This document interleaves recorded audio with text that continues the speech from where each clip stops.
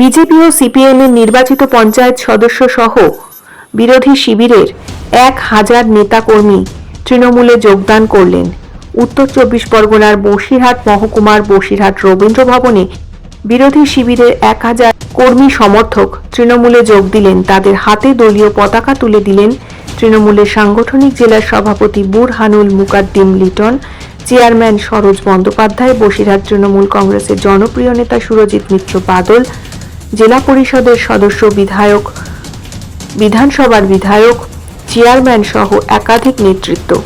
বাদুড়িয়া চণ্ডীপুর গ্রাম পঞ্চায়েতের বিজেপি পঞ্চায়েত সদস্য গোবিন্দ কুমার বিশ্বাস, যদুরাটি দক্ষিণ গ্রাম পঞ্চায়েতের সিপিএম পঞ্চায়েত সদস্য আফজাল মণ্ডল সহ আইএসএফ নেতা এবং বিরোধী দলের 1000 কর্মী এদিন তৃণমূলে যোগ দিলেন।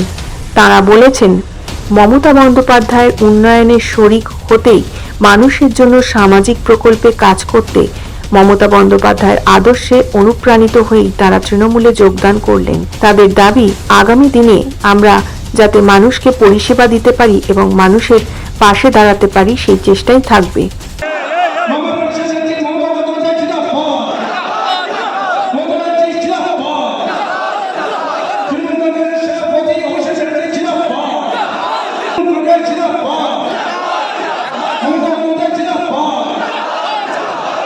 Bureau report, news N24।